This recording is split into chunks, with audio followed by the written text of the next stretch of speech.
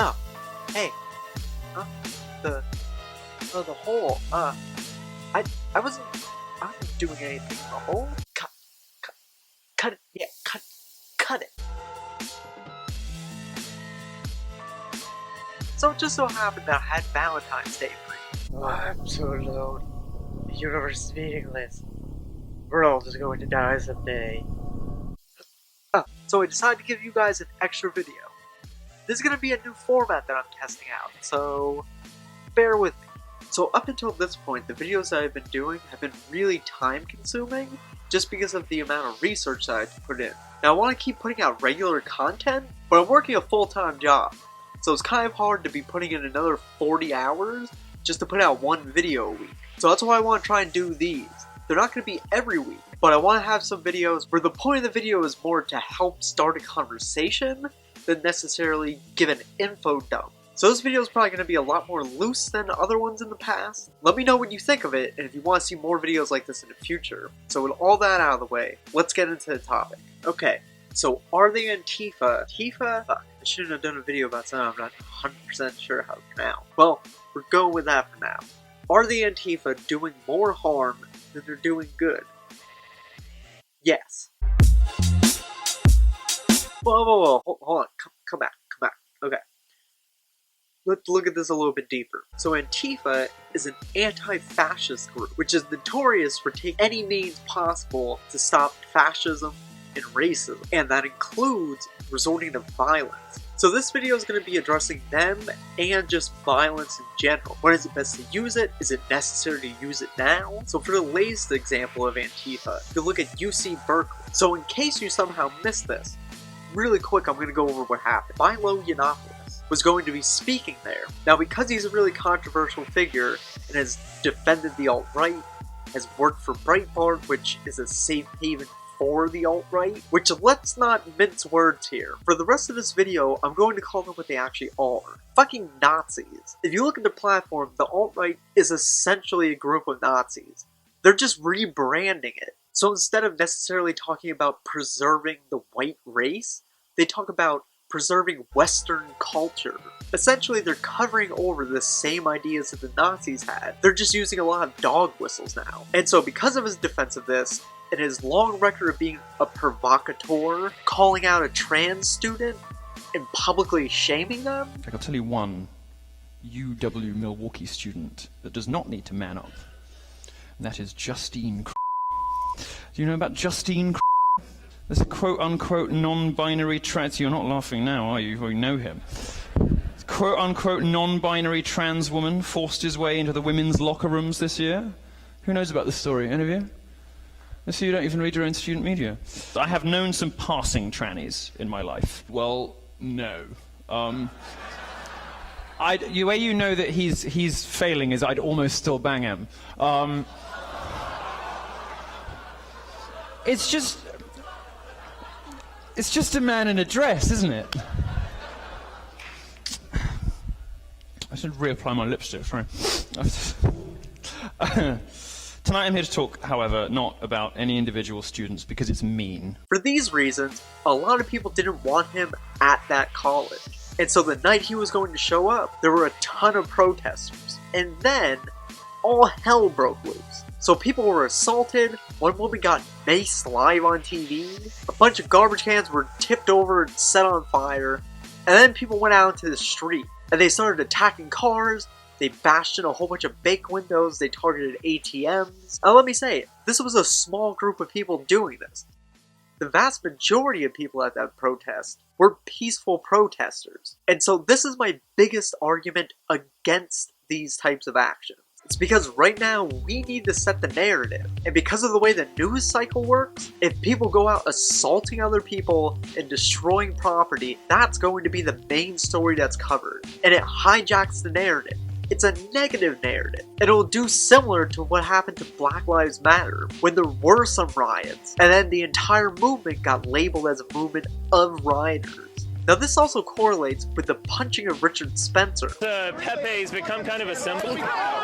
There's been a lot of discussion about when it's acceptable to punch somebody. And although I agree that at some point violence might be needed, That time is not now. I agree that debate is probably not going to stop the alt-right. Discussion isn't going to change any of their minds. But that's not really the point. The point instead is to affect the middle of America. The people who don't really have an opinion or don't have a hard set opinion yet. And so when people who identify as being on the left and being opposed to the right, and they're going out destroying property and assaulting people, it immediately polarizes the middle, and it turns them against us and makes them more weary of listening to our ideas. So what you're doing is drastically polarizing a ton of people. What we need to do is monopolize sympathy. That's the whole point of what King did. Now the civil rights movement and King were much more peaceful than other non-violent movements in the past, like Mahatma Gandhi. Are you guys old enough to remember Gumby? Ugh, fuck, I'm old. So Gandhi's ideas around non-violence were a little bit more mixed than most people believe. He had 3 general tiers when it came to dealing with an opposition. Now the lowest rung on the tier was acceptance or running away from the problem. The second rung on the tier was violence. He viewed it as being less effective than non-violence, but still better than acceptance or running away. And then non-violence was on the top tier. Now, non-violent doesn't necessarily mean non-aggressive. In fact, Gandhi's tactics were extremely aggressive. King, on the other hand, went for more passive tactics. That was mostly because they were working in a different political environment. But both of them recognized capitalizing on sympathy. That's because if they see you standing there, not being violent, and they see another group attacking you, that immediately puts their sympathy on your side. Even if they don't agree with your group, it warms them up to your message because they see you being oppressed. But that goes both ways. If you're going out there and attacking people and destroying property, it puts sympathy on the opposite group, and it hardens people to your position. So if my position is generally that non-violent tactics are the way to go, is violence ever acceptable? Now to that I would say absolutely. In cases of self-defense, violence is absolutely acceptable. And so this is where things get really complicated. So when it comes to fascists and neo-Nazis, whose entire ideology is predicated on violence, once they start gaining power, there will be a point where we will have to fight them. So the question comes down to, when is that point? Obviously, a lot of people think that the point is now. They believe that we should go at them as hard as we possibly can when they're still weak and not able to mobilize an offensive. I just don't see that as being justifiable. At this point, they're still just talking. But I also think that the alternative isn't good. We can't wait until there are brown shirts out in the street that are well-armed and mobilized. And we can't wait until there are more oppressive policies put into place. So if this is too early, and we've established what's going to be too late, when is the proper time? What is that middle place? And that's really the problem.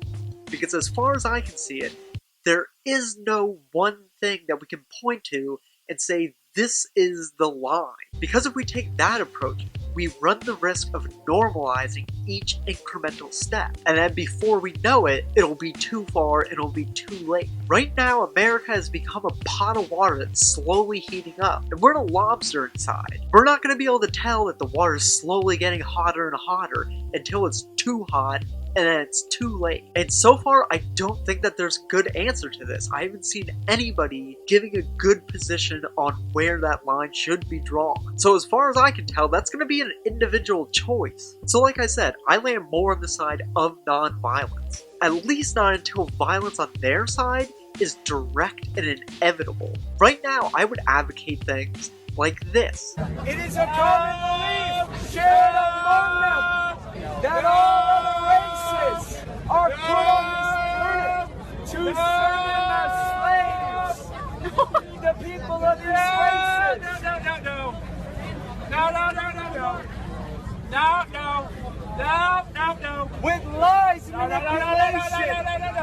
manipulation. Or this.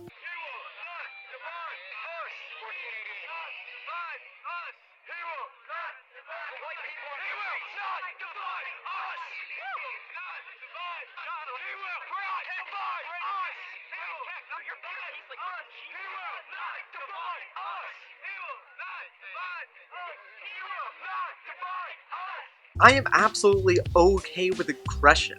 In fact, I encourage it. I think that we need to be going after these people as hard as we possibly can without resorting to violence. Constantly shouting them down and making sure that their ideas don't become acceptable within society are a necessity. Now, I mean, this isn't just a problem in the United States. It's a problem all throughout Europe right now. And like I said, so far I don't think anybody's found a good way to deal with them. So I guess what I'm advocating is to be thoughtful about this. When you're deciding when violence has to happen against fascism, think about if it's worth alienating that middle ground, because that's going to be an inevitable consequence of this.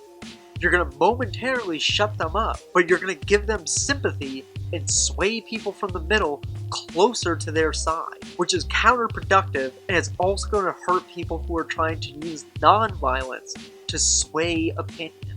So, I guess that's it. Didn't think of a transition. Hey, okay, so let me know what you guys thought. If you like this video, make sure to share it and like it. Also, make sure to subscribe and click that little bell. That way you'll be notified whenever I upload a new video. And follow me on Twitter. As always, thanks for watching, and I'll see you in the next video.